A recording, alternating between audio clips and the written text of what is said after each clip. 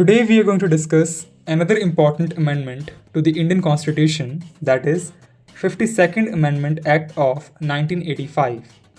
For this amendment, we'll cover the historical context, the purpose of this amendment, the key provisions of this amendment, what was the impact of this amendment, and what was the future course of this amendment. So let's first talk about the historical context of 52nd Amendment. Before the 52nd Amendment, there was this practice of defection among political members or political party members. So the legislator used to defect from their political party to another political party if they feel that their interest is not being served in their current political party. Suppose there are two political parties like Congress and BJP. Congress members feel that now they have no incentive to work for Congress. Now they are moving out from Congress to BJP. So this is literally defection. So this practice of defection was very prevalent before 52nd Amendment. Also in the early 1980s, there was this practice of horse trading. So horse trading essentially means that suppose there are two individuals A and B. A says to B that you support me and in return I would provide you some favors. So B started supporting A. So this is horse trading. So this practice has undermined the democratic governance and there was a need for stringent laws to control defection. So the purpose of 52nd Amendment was to curb political defections by members of parliament and state legislatures and also to ensure stability in governance and maintain sanctity of the electoral mandate. Now let's talk about what were the key provisions introduced through 52nd Amendment. So this amendment introduced a new schedule, that is 10th schedule, to control the menace of defection. Now the rules for disqualification due to defection has been defined in this schedule. So now the legislators, that is MPs or MLAs, they would be disqualified from the house if they voluntarily give up their membership of their party and also if they try to vote against the directives of their party. Suppose their party is saying vote in this manner on that particular issue, but they go against the directives of the party. So that could also be a ground for the disqualification of the members or legislators. There were some exceptions to this law, like if there is a party and 1/3 of its members, suppose there is a party and there are 12 members and 4 members are saying that we are no longer supporting our party and we want to separate ourselves from our party, so they can do that according to this law.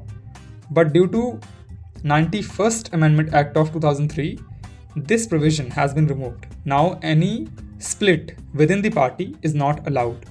Though split is not allowed, but merger of a political party with any other political party is allowed if 2/3 of that political party members support the cause. Suppose there is a party and there are 12 members and 8 of them are supporting that we are now going to merge our political party with a political party X. So now 8 members are in support of this cause, so they can do that. Merger is allowed, but split is not allowed. And who will decide on the cases of defection? It is the presiding officer of the particular house. So the speaker or chairman of the house has the power to decide on disqualification matters. So what was the impact of this amendment? So this amendment reduced political instability by discouraging casual defections. Now people are not defecting like anything. They have this notion that if they do defect from their political party, they can be disqualified. So this amendment acted as a deterrent to that practice, and also this amendment strengthened the party discipline. There is also some criticism, like the role of speaker is often seen as biased due to political affiliation. So as you all know that speaker belongs to the ruling party, and if there is a party from where a member is defecting to the ruling party, then the speaker would not want to disqualify that member who has defected from opposition party to his party, that is ruling party. So in this case, the role of speaker is often seen as biased due to his affiliation to the ruling party. And also this law was ineffective against mass defection. Earlier there was ikka dukka defection, but due to this law, which has allowed that now 2/3 members can merge their a party with another party. So they started defection in Jhund. Now they are defecting in mass numbers. So that also created a challenge.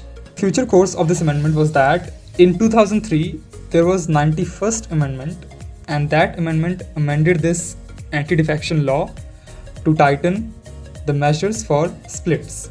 As I've told you that split within the party is not allowed, but merger is allowed. 2/3 majority of members can decide that we want to merge our political party any other political party, but there cannot be a split within the party. And this law has also been upheld by judiciary, but judiciary has to occasionally intervene to ensure fairness. So this is it for today.